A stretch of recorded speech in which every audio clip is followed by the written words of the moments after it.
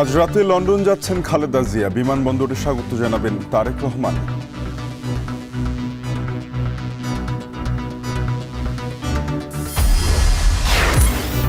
জুলাই বিপ্লবের ঘোষণাপত্র নিয়ে অন্ধকারে রাজনৈতিক দল, বেশ কিছু ইস্যুতে দ্বিমত।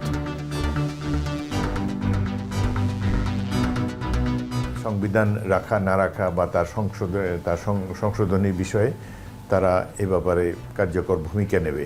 ছাত্রদের দ্বারা কার্যকর হবে এমন কোনো বিষয় এটি নয়।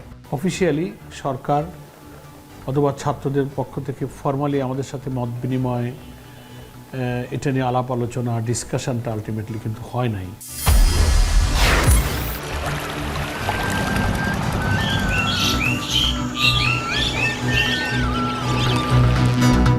ঘুরে দাঁড়াতে পারছে না পর্যটন শিল্প, পরিকল্পনাহীনতার খেসারত দিচ্ছে সম্ভাবনাময় খাতটি। 14 বছরেও বিচার পায়নি নিহত ফেলানীর পরিবার, ভারতের আদালতে শুনানি নিয়ে টালবাহানা। ভারতের সুপ্রিম কোর্টের বিচারটা ঝুলে আছে, আর ঝুলে না থাকে আমি এর বিচারটা সুস্থ বিচার পাই। বিএসএফের আদালতেই এবং বিএসএফই ছিল বিচারক, ফলেই এটি ন্যায্য বিচার পাওয়া যায়নি এবং পাওয়া সম্ভব না।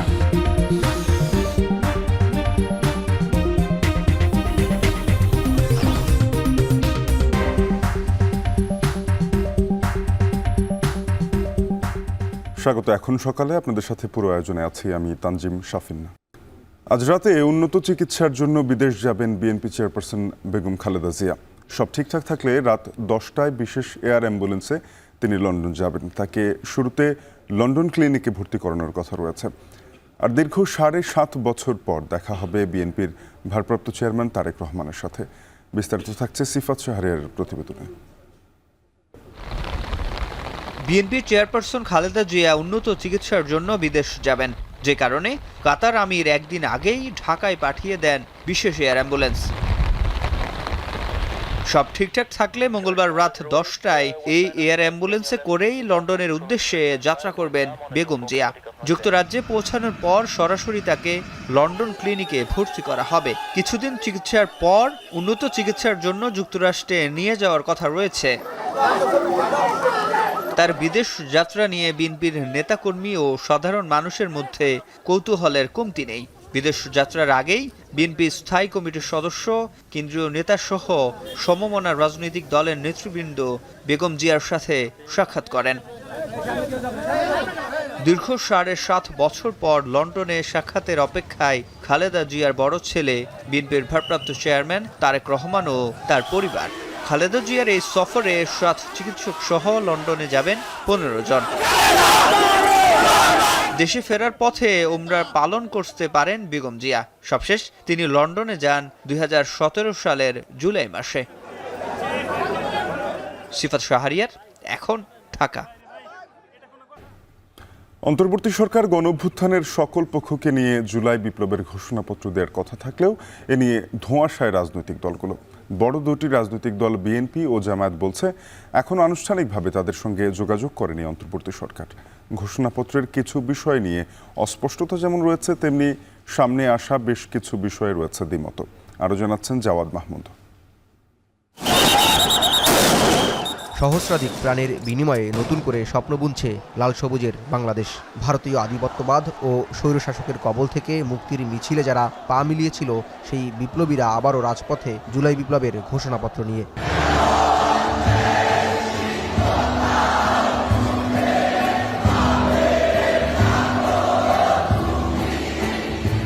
5 আগস্ট হাসিনার পলায়নের মধ্য দিয়ে মূর্ত হয়ে ওঠা যে আকাঙ্ক্ষার জানান ছাত্র জনতা সেদিন দিতে পারেনি, তা ঘোষণার জন্য 31 ডিসেম্বরকে বেছে নিলে প্রধান উপদেষ্টার প্রেস উইং থেকে জানানো হয় অভ্যুত্থানের সকল পক্ষকে সাথে নিয়ে জুলাই বিপ্লবের ঘোষণাপত্র দেবে অন্তর্বর্তী সরকার।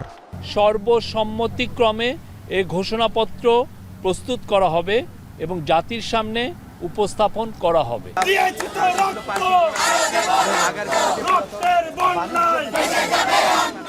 এরপরেই বৈষম্য বিরোধী ছাত্র আন্দোলনের মার্চ ফর ইউনিটি থেকে আলটিমেটাম আসে 15 দিনের মধ্যে দিতে হবে ঘোষণাপত্র। 15 জানুয়ারির মধ্যে আমাদের এই জুলাই গণঅভ্যুত্থানের ঘোষণাপত্র জারি করতে হবে। কিন্তু সপ্তাহ পার হলেও অন্তর্বর্তী সরকারের পক্ষ থেকে এখনও আনুষ্ঠানিক কোনো উদ্যোগ নেওয়া হয়নি বলে দাবি করছে দেশের অন্যতম বড় রাজনৈতিক দল বিএনপি। দলটির শীর্ষ পর্যায়ের এই নীতি নির্ধারক বলছেন, জুলাইয়ের ঘোষণাপত্র নিয়ে যেমন অস্পষ্টতা আছে, তেমনি যে দু একটি বিষয় প্রকাশ্যে এসেছে তা নিয়েও রয়েছে দ্বিমত। সংবিধান রাখা না রাখা বা তার সংশোধনী বিষয়ে তারা এ ব্যাপারে কার্যকর ভূমিকা নেবে। এটি ছাত্রদের কোনো ছাত্রদের দ্বারা কার্যকর হবে এমন কোনো বিষয় এটি নয়। যোগাযোগ বলতে যেমন বোঝা যায় মতামত চাওয়া বা সিরিয়াসলি বৈঠক করা, এমন কিছু ঘটেনি। জামায়াতে ইসলামীর সেক্রেটারি জেনারেলও জানালেন, এখনও তাদের সাথে সরকারের পক্ষ থেকে যোগাযোগ করা হয়নি। এ নিয়ে তার দলের অবস্থান জানতে চাইলে বিষয়বস্তু না জেনে মন্তব্য করতে রাজি হননি তিনি। অফিসিয়ালি সরকার অথবা ছাত্রদের পক্ষ থেকে ফর্মালি আমাদের সাথে মত বিনিময়, এটা নিয়ে আলাপ আলোচনা, ডিসকাশনটা আলটিমেটলি কিন্তু হয় নাই। আসলে সেখানে কি থাকছে আর কি থাকছে না, কি পরিবর্তন হচ্ছে, কি নতুন ঢুকছে, এগুলো না জেনে মন্তব্যটা জামায়াত ইসলামের মতো দায়িত্বশীল সংগঠন আগাম কোনো মন্তব্য করাটা আমরা সমীচীন মনে করি না। রাজনৈতিক বিশ্লেষকরা বলছেন, মুক্তিযুদ্ধের আকাঙ্ক্ষা বাস্তবায়ন হয়নি বলেই এই ঘোষণাপত্রের প্রয়োজনীয়তা দেখা দিয়েছে। কিন্তু রাজনৈতিক প্রেক্ষাপট বিবেচনায় সকল পক্ষকে সুচিন্তিতভাবে এগুনোর পরামর্শ তাদের।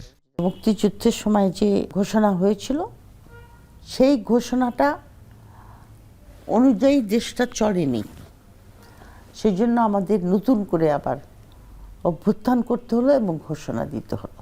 এই জন্য এটা জরুরি। তাতে জাস্টিফিকেশন লাগবে না, একটা রেশনাল যেটাকে বলি আমরা। ছাত্র নেতারা রক্ত দিয়েছে যখন, তখন তারা নিশ্চয়ই খুবই দায়িত্বশীল হবে। আবার রাজনৈতিক নেতারা যতই ক্ষমতার কাছাকাছি অবস্থান করতে চায়, তো তারাও একটি যৌক্তিক অবস্থানে পৌঁছবে। অন্তর্বর্তী সরকার যত দ্রুত রাজনৈতিক দল ও ছাত্রদের সঙ্গে সমন্বয় করে ঘোষণাপত্র জাতির সামনে আনতে পারবে, ততই জাতীয় ঐক্যের পথ মসৃণ হবে বলে মনে করেন বিশ্লেষকরা। জাওয়াদ মাহমুদ, এখন, ঢাকা। নতুন বছরে আসার খবর নেই সিলেটের পর্যটনে। অন্যবারের চেয়ে এবার পর্যটক কম থাকায় বিপুল লোকসানের পর্যটন খাত। ব্যবসায়ীদের দাবি, পর্যটন নিয়ে দায়িত্বশীলদের খামখেয়ালিতেই পিছিয়ে পড়ছে পর্যটন ব্যবসা, যার নেতিবাচক প্রভাব পড়ছে আঞ্চলিক অর্থনীতিতে। গুলজার আহমেদের প্রতিবেদন, ছবি তুলেছেন অনিল পাল।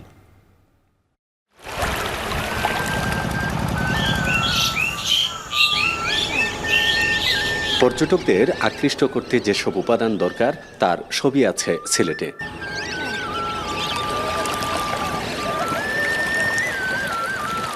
অপার সৌন্দর্যের মিশেলে গড়ে ওঠা সিলেট যেন বাংলাদেশের উত্তর পূর্বাঞ্চলের শিল্পীর তুলির দৃষ্টিনন্দন এক ক্যাম্পাস।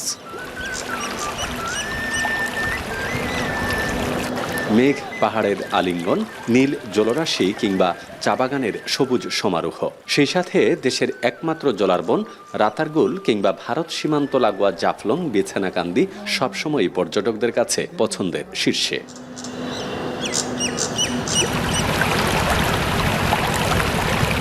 কিন্তু বিগত সময়ের অব্যবস্থাপনায় ধারাবাহিকভাবে পর্যটক কমেছে সিলেটে। এবারও তার ব্যতিক্রম নয়, যার ফলে পর্যটন ব্যবসা নিয়ে শঙ্কায় ব্যবসায়ীরা।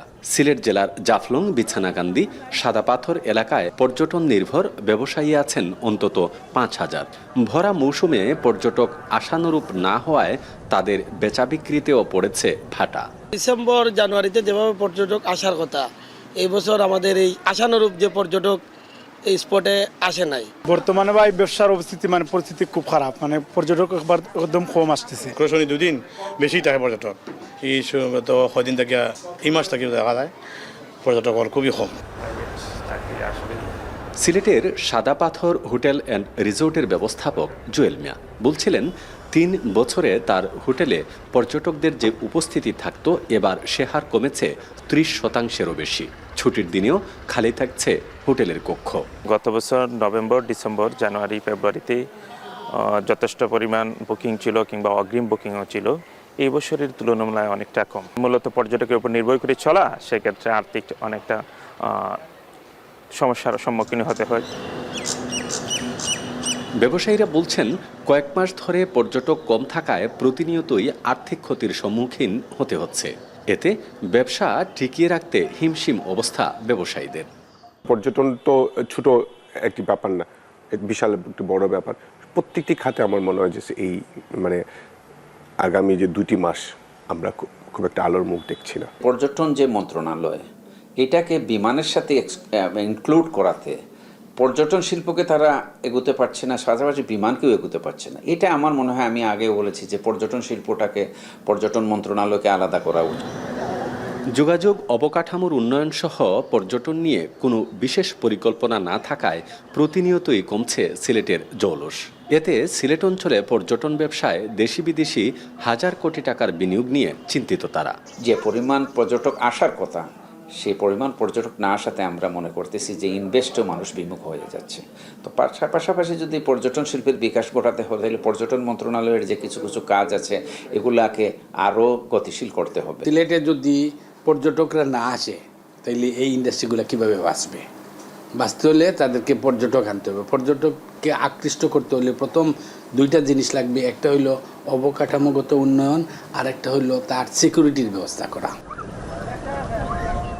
বিগত 1 দশকে সিলেটের পর্যটন নিয়ে নানান পরিকল্পনা হয়েছে, কিন্তু পরিকল্পনা কিংবা মহাপরিকল্পনা তার কোনো কিছুই এখন পর্যন্ত বাস্তবায়ন হয়নি। তাই পর্যটন সংশ্লিষ্ট ব্যবসায়ীদের মতামত শুধুমাত্র পরিকল্পনার মধ্যেই সীমাবদ্ধ থেকে নয়, বরং অবকাঠামোগত উন্নয়ন সহ সিলেটকে জাতীয় এবং আন্তর্জাতিক পর্যায়ের পর্যটকদের কাছে পরিচিত করে তুলতে পারলে এই অঞ্চলে পর্যটন ব্যবসায় আমূল পরিবর্তন আসবে।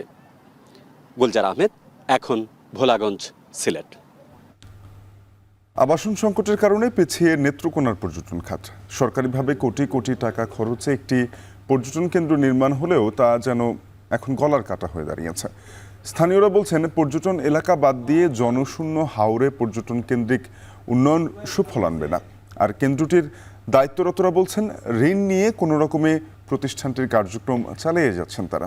সহকর্মী রিফাত আহমেদ রাসেলের তথ্য, ছবিতে বিস্তারিত। পাহাড়, নদী আর হাওড়ের জেলা নেত্রকোনা। এখানকার সাদামাটির পাহাড় আর স্বচ্ছ পানির নদী সুমেশ্বরীর পরিচিতি দেশব্যাপী। নেত্রকোনার যোগাযোগ ব্যবস্থা কিছুটা উন্নতি হলেও আবাসন সুবিধার অভাব ভোগাচ্ছে পর্যটকদের। সে কথা মাথায় রেখে পর্যটন কর্পোরেশন একটি ভবন নির্মাণ করলেও তা থেকে সুবিধা পাচ্ছেন না পর্যটকরা। 2 তলা ভবনটিতে একটি ভিআইপি সহ মোট 7টি কক্ষ, রেস্তোরাঁ, পুকুর, কার পার্কিং সহ রয়েছে নানা সুবিধা। এত কিছুর পরও গত 1 বছরে এর 7টি কক্ষ ভাড়া হয়েছে মাত্র 68 বার। নেত্রকোনা 4 আসনের সাবেক এমপি ও সাবেক প্রধান বিচারপতি ওবায়দুল হাসানের ছোট ভাই সাজ্জাতুল হাসানের গ্রামের বাড়ি আদর্শনগরে তৈরি করা হয়েছে পর্যটন কেন্দ্রটি, যেখানে বর্ষাকালে হাওরের পানি দেখতে গুটি কয়েক পর্যটক এলেও সারা বছরই থাকে জনমানব শূন্য। ফলে উদ্বোধনের পর থেকেই লোকসানের বোঝা মাথায় নিয়ে চলছে প্রতিষ্ঠানটি। পর্যটন এলাকা বাদ দিয়ে জনশূন্য হাওরে নির্মিত কোটি টাকার এই ভবনকে পুরোপুরি অপরিকল্পিত উন্নয়ন বলছেন স্থানীয়রা।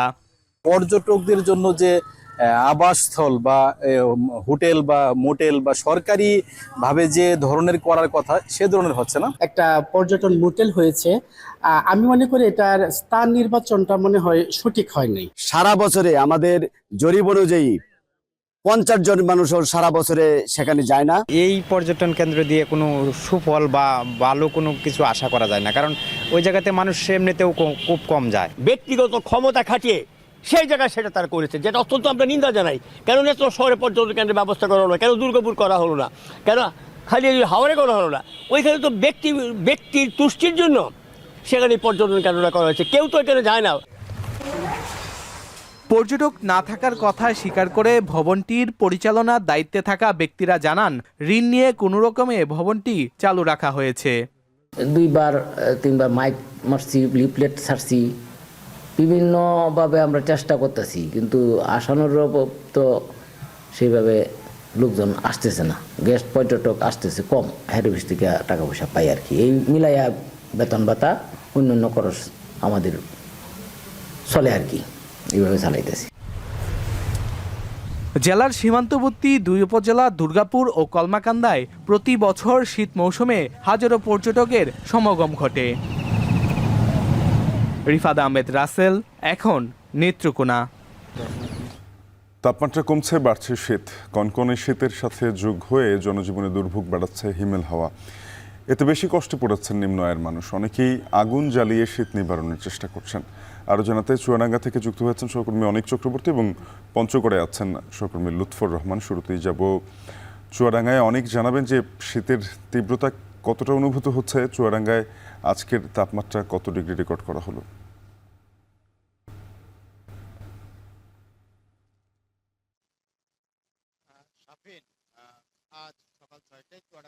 গতকাল যে তাপমাত্রার রেকর্ড ছিল, গতকাল 13 ডিগ্রি ঘরে ছিল, সেখান থেকে তাপমাত্রা কিছুটা কমেছে।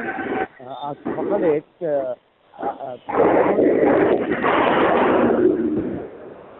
ঢাকা পড়েছিল, পরে সেই কুয়াশা কেটে যাবার পরে আসলে রাস্তাঘাটে আসলে যানবাহনগুলো আসলে চলাচল শুরু করে এবং সাধারণ মানুষের উপস্থিতি কিছুটা বাড়ে।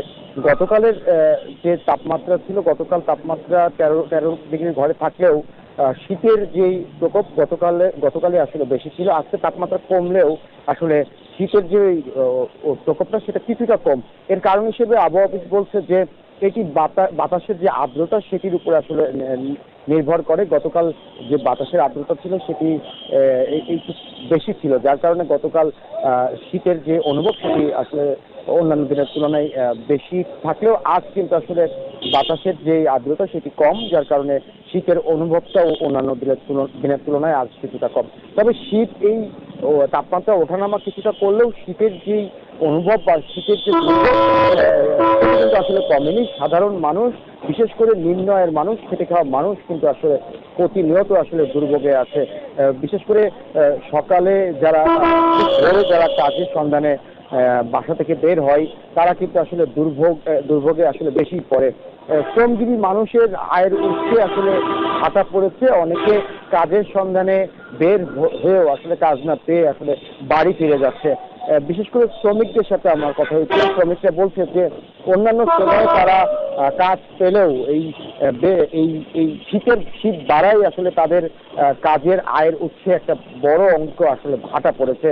বাজারঘাটেও মানুষের উপস্থিতি কম, বিশেষ করে পাইকারি সবজি বাজারে আমি খোঁজ নিয়েছি, সেখানে ক্রেতা বিক্রেতা উভয়ের আসলে তারা ভোরবেলা আসলে মানুষজনের উপস্থিতি কম থাকছে।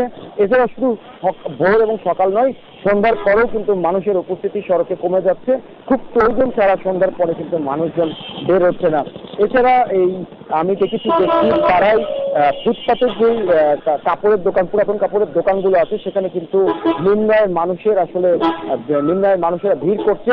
এইসব দোকানে আসলে মূল যে বিষয়টা সেটা হচ্ছে যত শীত বাড়বে এসব দোকানে আসলে ততই নিম্ন আয়ের মানুষজন আসলে ভিড় করছে। এই শীত বাড়ায় খড়কুটোর সাথে আগুন জ্বালিয়ে শীত নিবারণের চেষ্টা করছে সাধারণ মানুষ সড়কের পাশে। সব মিলিয়ে আসলে এই শীতে কিন্তু দুর্ভোগে আছে জনজীবন। এছাড়া মাঠের খবর যদি একটু বলি, সাফিন, মাঠে কিন্তু এখন ঘন কুয়াশার কারণে বীজতলায় ব্যাপক আকারে ক্ষতি হচ্ছে। কৃষি সম্প্রসারণের অধিদপ্তরের পক্ষ থেকে যারা কৃষক আছে তাদেরকে নানাভাবে পরামর্শ দেওয়া হচ্ছে যেন এই ঘন কুয়াশায় বীজতলায় পলিথিন দিয়ে ঢেকে রাখা হয়। পাশাপাশি আরেকটি বিষয় জানিয়ে রাখি যে শীতের প্রকোপ বাড়ায় হাসপাতালের চিত্র কিন্তু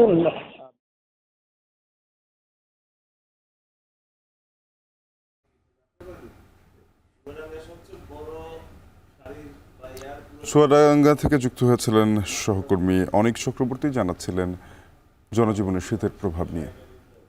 এবারে যাব পঞ্চগড়ে লুৎফর আছেন। লুৎফর, জানাবেন যে আমরা দেখছিলাম চুয়াডাঙ্গায় জনজীবনে এক ধরনের স্থবিরতা নেমে এসেছে তীব্র শীতের ফলে। পঞ্চগড়ের কি অবস্থা? শাফিন, শুরুতে আজকের সকালের যে তাপমাত্রা সেটি জানিয়ে দিয়ে, আজ সকালে তেঁতুলিয়ার যে আবহাওয়া পর্যবেক্ষণাগার রয়েছে সেখানে যে তাপমাত্রা মাপা হয়েছে তা হলো 9.7 ডিগ্রি সেলসিয়াস। গতকাল কিন্তু পঞ্চগড়ের সর্বনিম্ন তাপমাত্রা রেকর্ড করা হয়েছিল 12.3 ডিগ্রি সেলসিয়াস। একদিনের ব্যবধানে কিন্তু তাপমাত্রা নেমে এসেছে প্রায় 3 ডিগ্রি সেলসিয়াস। আমরা দেখেছি বেশ কয়েকদিন ধরে পঞ্চগড়ের উপর দিয়ে মৃদু শৈত্যপ্রবাহ বয়ে যাচ্ছে এবং তাপমাত্রা অনুযায়ী যে এই মৃদু শৈত্যপ্রবাহ সেটি কিন্তু একেবারে পৌষের মাঝামাঝি থেকেই শুরু হয়েছে এবং আমরা দেখেছি যে শীতের তীব্রতা সেটি বেশি থাকছে সন্ধ্যা থেকে সকাল পর্যন্ত। এই সময় কিন্তু উত্তরে ঠান্ডা বাতাস এবং কুয়াশার পরিমাণ একটু বেশি থাকে এবং সকালের 7টা 8টার পরেই কিন্তু আসলে কুয়াশা কেটে যায় এবং সূর্যের দেখা মিলে। তারপরে কিন্তু দিনে যে তাপমাত্রা সেটি কিন্তু বাড়তে থাকে এবং আমরা দেখেছি যে দিনের শেষ ভাগে গিয়ে তাপমাত্রা গিয়ে দাঁড়ায় 27 থেকে 28 ডিগ্রি সেলসিয়াস এবং দিনের এবং রাতের যে তাপমাত্রার একটা তফাৎ কিন্তু অনেক বড় একটা ফারাক দেখা যাচ্ছে। এবং আমরা দেখেছি যে এই শীতের তীব্রতা বাড়ায় পৌষের দাপটে কিন্তু পঞ্চগড়ের যারা শ্রমজীবী মানুষ, খেটে খাওয়া মানুষ রয়েছে তারা কিন্তু দুর্ভোগে পড়েছেন। অনেককে আমরা দেখেছি খড়কুটো জ্বালিয়ে শীত নিবারণের চেষ্টা করছেন এবং এই খড়কুটো জ্বালিয়ে শীত নিবারণের চেষ্টা করার সময় কিন্তু এই বছর অগ্নিদগ্ধ হয়ে একজন বৃদ্ধারও কিন্তু মৃত্যু হয়েছে বলে আমরা দেখেছি। তার পাশাপাশি জানিয়ে রাখি যে পঞ্চগড়ের যারা অসহায় নিম্ন আয়ের মানুষ রয়েছেন, দরিদ্র মানুষ রয়েছেন, তাদের জন্য সরকারিভাবে জেলা প্রশাসনের পক্ষ থেকে এখন পর্যন্ত 45,000-এর মতো যে শীতবস্ত্র বরাদ্দ এসেছিল তা কিন্তু বিভিন্ন উপজেলার মাধ্যমে বিতরণ করা হচ্ছে এবং পঞ্চগড়ের যে সকল হাসপাতালগুলো রয়েছে সেখানেও কিন্তু আমরা দেখেছি যে শীতজনিত রোগে আক্রান্ত রোগীর সংখ্যা কিন্তু বেড়েছে এবং বিশেষ করে শিশু এবং বৃদ্ধ যারা রয়েছে তারা কিন্তু আক্রান্ত হয়ে এই হাসপাতালগুলোতে ভর্তি হচ্ছেন এবং এই মৌসুমে কিন্তু একজন শিশুর ডায়রিয়া আক্রান্ত হয়ে মৃত্যু হয়েছে বলে আমরা জেনেছি। এবং পঞ্চগড়ের যদি খেটে খাওয়া মানুষের দুর্ভোগের কথা বলি, তারা আমাদেরকে জানিয়েছেন যে অন্যান্য প্রাকৃতিক যে দুর্যোগ তার প্রভাব না থাকলেও পঞ্চগড়ের মানুষের যে দুর্ভোগ সেটি কিন্তু এই শীতেলে তারা দুর্ভোগে পড়েন এবং সময় মতো তারা কাজে যেতে পারছেন না। তবে গত কয়েকদিনের যে পৌষের শীতের যে একটি ব্যতিক্রমী চিত্র আমরা লক্ষ্য করছি তা হলো যে সন্ধ্যা থেকে সকাল পর্যন্ত শীতের তীব্রতা বেশি থাকছে এবং দুপুরে কিন্তু সূর্যের দেখা মিলছে। আর এই শীতে এলেই কিন্তু পঞ্চগড়ে যে সকল হাট বাজার গুলো রয়েছে সেখানে আমরা দেখি যে শীতের যে কাপড়ের কেনা বেচা সেটি কিন্তু বেড়েছে। যদি কৃষিজ পণ্য এবং শস্যের কথা বলি, সেখানে আমরা দেখেছি শীত এলে কিন্তু প্রচুর শাকসবজি আবাদ হয়ে থাকে পঞ্চগড়ে এবং বাজারে কিন্তু প্রচুর শাকসবজির আমদানি হয়েছে এবং কৃষকরা যে কষ্টের কথা আমাদেরকে জানিয়েছেন যে এই শীতে তারা যে পরিমাণ শীতের দাম আশা করছিলেন সেটি কিন্তু তারা পাচ্ছেন না। এবং আবহাওয়া অফিসের যে কর্মকর্তা আমাদের জানিয়েছেন শৈত্য এই মাসে কিন্তু আরো বেশ কয়েকটি শৈত্যপ্রবাহের পূর্বাভাস রয়েছে। তো শাফিন, এই ছিল আমার কাছে পঞ্চগড় থেকে শীতের সার্বিক চিত্র। সহকর্মী লুৎফর রহমান যুক্ত হয়েছিলেন পঞ্চগড় থেকে, জানাচ্ছিলেন শীতের প্রভাব জনজীবনে। দেশের শিল্প খাতে আরও বিনিয়োগ আনতে বাংলাদেশ রপ্তানি প্রক্রিয়াকরণ অঞ্চল কর্তৃপক্ষ বেবজার প্রতি আহ্বান জানিয়েছেন প্রধান উপদেষ্টা ডক্টর মোহাম্মদ ইউনূস। অর্থনৈতিক কূটনীতির জন্য একটি টিম গঠন করে বিদেশে বাংলাদেশের প্রচারে গুরুত্ব আরোপ করেন তিনি। সোমবার তেজগাঁওয়ে প্রধান উপদেষ্টার কার্যালয়ে 2023-24 অর্থ বছরের বার্ষিক প্রতিবেদন জমা দেয় বেবজা। এ সময় প্রধান উপদেষ্টা বেবজা কর্মকর্তাদের চীন ও জাপানে অধ্যয়নরত বাংলাদেশি শিক্ষার্থীদের এ কাজে জড়িত করতে নির্দেশনা দেন। এতে বিনিয়োগকারীদের ভাষাগত বাধা দূর হবে বলে আশা প্রকাশ করেন তিনি। এ সময় বেবজার নির্বাহী চেয়ারম্যান গত 3 সপ্তাহে চীনা বিনিয়োগকারীদের কাছ থেকে 135 মিলিয়ন মার্কিন ডলার বিনিয়োগের প্রস্তাব এসেছে বলে জানান।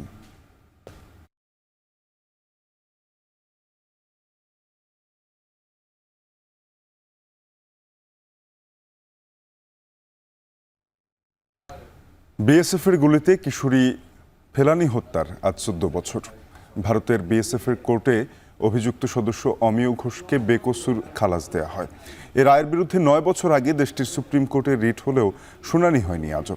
জানা গেছে শুনানির জন্য আজ তারিখ নির্ধারণ করা হয়েছে। এক যুগের বেশি সময় পার হলেও বিচারের আশায় রয়েছে ফেলানীর পরিবার। মমিনুল ইসলাম মঞ্জুর তথ্য, ছবিতে প্রতিবেদন। 2011 সালের 7 জানুয়ারি ফেলানীকে গুলি করে হত্যা করে বিএসএফ। এরপর কাঁটাতারে কয়েক ঘণ্টা ঝুলে থাকে বিশ্ব মানবতা। ভারতীয় সীমান্তরক্ষী বাহিনীর নিষ্ঠুর এই ঘটনায় সমালোচনার ঝড় ওঠে দেশে বিদেশে। মূলত অনন্তপুর সীমান্তে কাঁটাতার পার হয়ে ভারত থেকে দেশে ফেরার সময় 14 বছর বয়সী কিশোরী ফেলানীকে পাখির মতো গুলি করে হত্যা করে বিএসএফ সদস্য অমিয় ঘোষ। এরপর প্রায় 5 ঘণ্টা মরদেহ ঝুলে থাকে কাঁটাতারে। পরে নানান প্রক্রিয়া শেষে বিএসএফ ফেলানীর মরদেহ হস্তান্তর করে বিজিবির কাছে। মৃত্যুর 30 ঘণ্টা পর ফেলানীর মরদেহ দাফন করা হয় পৈতৃক ভিটায়। এরপর পেরিয়ে গেছে 14 বছর, কিন্তু বিচার পায়নি তার পরিবার। আজ আমি বিচার পাইনি। সুপ্রিম কোর্টে, ভারতের সুপ্রিম কোর্টে বিচারটা ঝুলে আছে। আজ ঝুলে না থাকে আমি এর বিচারটা যেন সুস্থ বিচার পাই, অমিয় ঘোষের একটা সর্বোচ্চ শাস্তি হোক, আমি এটাই চাই। বিএসএফের জেনারেল সিকিউরিটি ফোর্স কোর্টে বাদী, আসামি ও বিচারক 3 জনই ছিল বিএসএফের। সেখানে অভিযুক্ত বিএসএফ সদস্য খালাস পান। তবে ভারতের উচ্চ আদালতে ন্যায় বিচারের আশা স্বজনদের। বাদী বিএসএফ এবং বিএসএফের আদালতেই এবং বিএসএফই ছিল বিচারক, ফলেই এটি ন্যায্য বিচার পাওয়া যায়নি এবং পাওয়া সম্ভব না। মানবাধিকার কর্মীরা বলছেন, ভারতের সুপ্রিম কোর্টে এটির নিষ্পত্তি হওয়া জরুরি। সঠিক বিচারের মাধ্যমে সীমান্ত ব্যবস্থাপনায় ঘটবে ইতিবাচক পরিবর্তন। এই মামলার যদি রায় ভারতীয় সুপ্রিম কোর্ট যদি একটা সুনির্দিষ্ট নির্দেশনা দেয়, সে রায়টা সুষ্ঠু বিচার হয়, তাহলে এই যে হত্যাকাণ্ড, সীমান্ত হত্যাকাণ্ডে বিএসএফ যে ভূমিকা পালন করতেছে, এখানে তারা একটা সুনির্দিষ্ট নির্দেশনা পাবে এবং এই হত্যাকাণ্ড সেটা প্রশ্নবিদ্ধ হবে বলে আমি মনে করছি। বিএসএফের কোর্টে প্রথম দফায় রায় হয় 2013 সালের 6 সেপ্টেম্বর। পরে 2015 সালের 2 জুলাই পুনর্বিচারের রায়ে অভিযুক্ত বিএসএফ সদস্য অমিয় ঘোষ খালাস পায়। এই রায় প্রত্যাখ্যান করে একই বছরের আগস্টে কলকাতার মানবাধিকার সংগঠন, বাংলার মানবাধিকার সুরক্ষা মঞ্চ এবং ফেলানীর বাবা যৌথভাবে রিট দায়ের করেন। এরপর তারিখের পর তারিখ পিছিয়ে গেলেও হয়নি শুনানি। এখন কুড়িগ্রাম। হাওরের পানি নামায় তীব্র শীত উপেক্ষা করে শুরু হয়েছে বোরোর আবাদ। ইতিমধ্যে সুনামগঞ্জের 137টি হাওরে মাঠ প্রস্তুত ও বোরো চারা রোপণে ব্যস্ত প্রায় 10 লাখ কৃষক। আবহাওয়া অনুকূলে থাকলে চলতি বছর 4.5 কোটি টাকার ধান ঘরে তোলার আশা তাদের। লিপসন আহমেদের প্রতিবেদনে বিস্তারিত।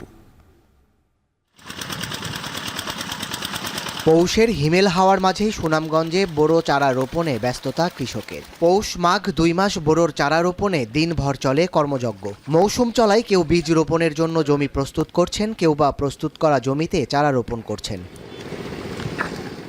চলতি বছর এই জেলার হাওরের প্রায় 10 লাখ কৃষক 2,23,000 হেক্টরের বেশি জমিতে বোরোর আবাদ করছেন। আবহাওয়া ভালো থাকলে এবার 9,18,000 টন চাল উৎপাদিত হবে, যেখান থেকে অন্তত 4.5 কোটি টাকার ধান চাল বেচা কেনা হতে পারে। তবে আগাম ঢল বা বন্যা হানা না দিলে এপ্রিলের মাঝামাঝি ধান ঘরে তোলার আশা কৃষকের। আমরা ধান দিয়া আমরা বছরও খাইতাম পারি যদি আল্লাহ যদি দেওয়া যায়। এই যে আমরা কষ্ট করলে বছরে বান ভাঙার কারণে এই কারণে আমরা যে হাওয়াটা যে সুন্দরভাবে হইতে পারে, যে আপড় টাপড় বান্ধা হইতে পারে, সেটাই আমরা কামনা। এদিকে বোরো চাষে কৃষককে যেন কোনো সমস্যায় পড়তে না হয় সে বিষয়ে সার্বিক সহায়তায় তৎপর কৃষি বিভাগ। সুনামগঞ্জ জেলার বিভিন্ন ইউনিয়নে আমরা প্রশিক্ষণের পাশাপাশি উদ্বুদ্ধকরণ সভার মাধ্যমে কৃষকদেরকে সর্বশেষ নতুন নতুন জাত যাতে তারা চাষ করে এই ব্যাপারে আমরা পরামর্শ দিয়ে যাচ্ছি এবং আমাদের মাঠ পর্যায়ের সমস্ত কর্মকর্তাগণ তারা মাঠে আসছেন কৃষকের পাশে থেকে সার্বক্ষণিক কর্মস্থল অবস্থানের কৃষকের প্রয়োজনীয় পরামর্শ দিয়ে যাচ্ছেন। গেল বছরের কয়েক দফা বন্যায় সুনামগঞ্জের কৃষি খাতে প্রায় 45 কোটি টাকার ক্ষতি হয়। তবে চলতি মৌসুমে ফসল রক্ষায় দ্রুত বাঁধ নির্মাণ কাজ শেষ করার দাবি কৃষকদের। এখন সুনামগঞ্জ। প্রায় হারিয়ে যেতে বসা গ্রামীণ খেলাধুলায় মেতেছে পঞ্চগড়ের বাসিন্দারা। মাঠ ভরা দর্শকের উল্লাস আর খেলোয়াড়দের নৈপুণ্য মুগ্ধ করছে সবাইকে। পৌষের মিষ্টি রোদে তাই জমে উঠেছে খেলার মাঠ। লুৎফর রহমানের ছবিতে বিস্তারিত। একদল আরেক দলের হাত ফসকে পালানোর এই খেলার নাম পাখি। ডাকটানা ঘরে দাঁড়িয়ে প্রতিপক্ষকে আটকানোর লড়াই এটি। আধুনিকতার ছোঁয়ায় হারিয়ে যেতে বসা গ্রামীণ খেলাধুলা চলছে পঞ্চগড়ে। গ্রামীণ খেলাধুলাকে নতুন প্রজন্মের কাছে তুলে ধরতেই এই উদ্যোগ বলে জানিয়েছে জেলা প্রশাসন। প্রতিটি উপজেলায় গ্রামীণ বিলুপ্তপ্রায় খেলাধুলার আয়োজন করা হচ্ছে। পাখি, হাডুডু, বৌছি, রশিটান, ডাঙ্গুলি, তৈলাক্ত কলাগাছে চড়া ও লাঠি খেলার মতো এক সময়ের জনপ্রিয় খেলার দেখা মিলছে আয়োজনে।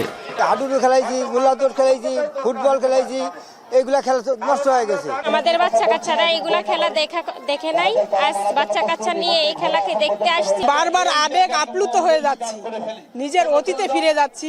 সত্যি অনেক ভালো লাগছে, যেটা বলে বোঝানো যায় না। পুরনো খেলা দেখতে মাঠে ভিড় করেন হাজারো দর্শক। কৌতূহল নিয়ে ছুটে আসেন শিশু থেকে শুরু করে বয়স্করা। হাততালি আর উল্লাসে খেলোয়াড়দের উৎসাহ দেন তারা। স্থানীয়রা বলছেন গ্রামীণ বাংলার এসব খেলাধুলা বিলুপ্তপ্রায়। তরুণরা আসক্ত মোবাইল গেমে। খুবই ভালো লাগতেছে, সাথে আমার মেয়েকেও নিয়ে আসছে। শহরে থেকে তাই দেখা হয় না, তবে খুবই ভালো লাগছে। আমি এই খেলাগুলো শিখে আমার সহপাঠীদের সাথে খেলবো। তৈলাক্ত কলাগাছে ওঠার প্রাণপণ চেষ্টা আর ঢাকঢোলের তালে তালে লাঠির লড়াইয়ে বিনোদন খুঁজে পায় দর্শকরা। মানুষকে আনন্দ দিতে পারায় খুশি খেলোয়াড়রাও। আর এসব খেলা যেন হারিয়ে না যায় সেই আকুতি বয়োজ্যেষ্ঠদের। এরকম উৎসাহ নেন, হাডুর খেলান, পাখি খেলান, লাঠি খেলান, ছোট বড় চ্যানেলগুলো আছেন, আপনারা এই ঐতিহ্যটাকে ধরে রাখার জন্য চেষ্টা করবেন। তারুণ্যের উৎসবের অংশ হিসেবে জেলার প্রত্যেক উপজেলায় গ্রামীণ খেলাধুলার আয়োজন করা হচ্ছে বলে জানান প্রশাসনের কর্মকর্তারা। তরুণদের মাদক ও মোবাইল আসক্তি থেকে সুস্থ বিনোদনের পথে নিয়ে আসতেই এমন আয়োজন বলে জানান তারা। গ্রামীণ খেলাধুলো যেন আমাদের পুনরুজ্জীবিত হতে পারে এবং আমাদের তরুণ সমাজ যারা এই গ্রামীণ খেলাধুলোগুলো ভুলে গেছে এবং আজকে এই যে বিভিন্ন আমাদের যে সামাজিক সমস্যা রয়েছে, মাদকাসক্তি থেকে শুরু করে মোবাইল আসক্তি, এগুলো যেন প্রতিহত আমরা করতে পারি। সুস্থ সংস্কৃতির দিকে তাদেরকে আনার জন্য আমরা প্রত্যেকটি উপজেলায় এই গ্রামীণ খেলাধুলা আয়োজন করতে চলেছি। ইতিমধ্যেই আমরা আজকে সহ 2টি উপজেলায় আমরা গ্রামীণ খেলাধুলা আয়োজন করেছি। আগামীতেও আমরা বাকি উপজেলাগুলোতে গ্রামীণ খেলাধুলার আয়োজন করব। মাঠভরা দর্শক প্রমাণ করে এখনো সমান জনপ্রিয়তা ধরে রেখেছে গ্রামীণ বাংলার খেলা। প্রজন্ম থেকে প্রজন্ম এসব খেলাকে ধরে রাখতে সরকারি উদ্যোগ চান স্থানীয়রা। রহমান, এখন পঞ্চগড়। এবারে দেশের বাইরের খবর। চীন, জাপান, হংকং ও মালয়েশিয়ার পর এবার HMPVর সংক্রমণ দেখা গেছে ভারতে। সোমবার কর্ণাটক রাজ্যে 2 জন ও আহমেদাবাদে 1 জনের দেহে শনাক্ত হয়েছে হিউম্যান মেটা নিউমো ভাইরাসের উপস্থিতি। যদিও বিশেষজ্ঞদের দাবি করোনার মতো প্রাণঘাতী নয় এই ভাইরাস। নাফিয়া আরমান মননের প্রতিবেদনে থাকছে বিস্তারিত। 2019 সালের ডিসেম্বরে চীনের উহান থেকে ছড়িয়ে পড়ে করোনা ভাইরাস। 1 মাসের ব্যবধানেই যা পরিণত হয় মহামারীতে। বিশ্বজুড়ে 70 লাখের বেশি প্রাণ কেড়ে নেয়ার পর কমতে থাকে করোনার প্রকোপ। ঠিক 5 বছর বাদে চীন থেকেই ছড়িয়ে পড়ল আরেক ভাইরাস HMPV। চীন, জাপান, হংকং ও মালয়েশিয়ার পর এবার ভারতেও দেখা গেল হিউম্যান মেটানিউমো ভাইরাসের সংক্রমণ। সোমবার প্রথমবারের মতো ভারতের কর্ণাটক রাজ্যে HMPV সংক্রমিত 2 শিশুকে শনাক্ত করা হয়েছে। 1 শিশুর চিকিৎসা চললেও অপরজন সুস্থ হয়ে ফিরে গেছে বাড়িতে। আহমেদাবাদে ভাইরাসে সংক্রমিত আরেক শিশুর অবস্থা স্থিতিশীল। এমন পরিস্থিতিতে 3টি রাজ্যে জারি করা হয়েছে সতর্কতা। পর্যাপ্ত ICU শয্যার পাশাপাশি রাখা হয়েছে অক্সিজেন সিলিন্ডারের ব্যবস্থা। বাড়ানো হয়েছে HMPV টেস্টিং কিট ও পরীক্ষাগারের সংখ্যা। ভারতের বিশেষজ্ঞ চিকিৎসক ও বিশ্ব স্বাস্থ্য সংস্থার প্রতিনিধিদের নিয়ে গঠন করা হয়েছে জয়েন্ট মনিটরিং টিম। প্রাণঘাতী নোভেল করোনা ভাইরাস আবিষ্কৃত হয় 2019 সালে। অন্যদিকে HMPVর উপস্থিতি 2001 সালে প্রথমবারের মতো শনাক্ত করে যুক্তরাষ্ট্রের জাতীয় স্বাস্থ্যসেবা সংস্থা CDC। 2 দশকের বেশি সময় পরেও এখনও সম্ভব হয়নি এর প্রতিষেধক আবিষ্কার। যদিও দীর্ঘ এ সময়ে মানবদেহের রোগ প্রতিরোধ ব্যবস্থা পরিবর্তিত হওয়ায় ভাইরাসটি নিয়ে উদ্বেগের কারণ নেই বলে দাবি বিশেষজ্ঞদের। COVID virus was entirely a new virus and none of us had immunity against this. But this virus has been described clearly since 2001, and in fact there are evidence that this virus has been with us way back from late 1950s. So I don't think there is any need to worry about this virus, because by the age of 10 years of age, majority of children have immunity against this particular virus. HMPV মূলত একটি শ্বাসতন্ত্রের virus, তাই এর উপসর্গগুলো অনেকটা করোনার মতো। হাঁচি, কাশি, এমনকি হাত মেলানো বা শারীরিক স্পর্শের মাধ্যমে ছড়ায় এই ভাইরাস। তাই সংক্রমণ এড়াতে করোনার মতো সতর্কতা বিধি মেনে চলার পরামর্শ চিকিৎসকদের। নাফিয়া আরমান মনন, এখন বিশ্ব। নিজ দল ও বিরোধী দলের তোপের মুখে পড়ে কানাডার প্রধানমন্ত্রী পদ ছাড়তে বাধ্য হলেন একসময়ের জনপ্রিয় নেতা জাস্টিন ট্রুডো। বুধবার পদত্যাগের 1 দফা দাবিতে সর্বদলীয় বৈঠকের আগেই সরে দাঁড়ালেন তিনি। এ অবস্থায় তৈরি হয়েছে আগাম নির্বাচনের সম্ভাবনা। 24 মার্চ পর্যন্ত স্থগিত পার্লামেন্ট অধিবেশন। কানাডা থেকে সৈয়দ ইফতেখার জানাবেন বিস্তারিত। অভিবাসন ও অর্থনৈতিক নানা সিদ্ধান্তে জট পাকিয়ে অনিশ্চয়তায় ছিলেন গেল কয়েক মাস ধরেই। ঘরে বাইরে সবখানেই ছিল চাপ। অবশেষে সেই চাপের কাছেই নতি স্বীকার করে সরে দাঁড়ালেন প্রধানমন্ত্রীর পদ থেকে। একই সঙ্গে লিবারেল পার্টির প্রধানের দায়িত্ব থেকেও সরে আসতে হলো। একসময় ছিলেন তুমুল জনপ্রিয় নেতা। সময়ের পরিবর্তনে সেই ট্রুডোই মেয়াদ শেষের সুযোগ পাবেন না, সেদিনও দেখতে হলো। আগামী বুধবার সর্বদলীয় গুরুত্বপূর্ণ বৈঠকের আগেই তিনি পদত্যাগ করলেন। 24 মার্চ পর্যন্ত স্থগিত হলো parliament. I intend to resign as party leader as Prime Minister after the party selects its next leader through a robust, nationwide, competitive process. Liberal party of কানাডার প্রধান হিসেবে 2013 সাল থেকে দায়িত্ব পালন করেন ট্রুডো। এরপর 2015 সালে দেশের প্রধানমন্ত্রী হন। টানা 9 বছর ধরে তিনি ছিলেন এ দায়িত্বে। তবে সাম্প্রতিক বছরগুলোতে অর্থনীতি সহ নানা চাপে পড়েন 53 বছর বয়সী ট্রুডো। গত বছরের ডিসেম্বরে কানাডার উপপ্রধানমন্ত্রী ও অর্থমন্ত্রী ক্রিস্টিয়া ফ্রিল্যান্ড পদত্যাগ করেন। ট্রুডোর সঙ্গে বিরোধের জেরেই তিনি পদত্যাগের সিদ্ধান্ত নেন। একসময় ট্রুডোর ঘনিষ্ঠ মিত্র ছিলেন।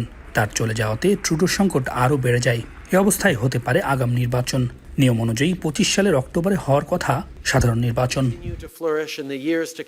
সৈয়দ ইফতেখার, এখন কানাডা। এখন সকাল শেষ করব, যাবার আগে শিরোনামগুলো আরেকবার। আজ রাতে লন্ডন যাচ্ছেন খালেদা জিয়া। বিমানবন্দরে স্বাগত জানাবেন তারেক রহমান।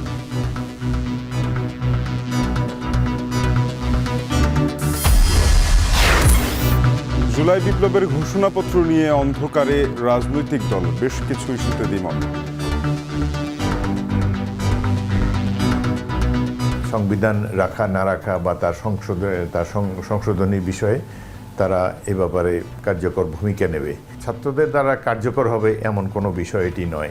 অফিসিয়ালি সরকার অথবা ছাত্রদের পক্ষ থেকে ফর্মালি আমাদের সাথে মত বিনিময়, এটা নিয়ে আলাপ আলোচনা, ডিসকাশনটা আলটিমেটলি কিন্তু হয় নাই।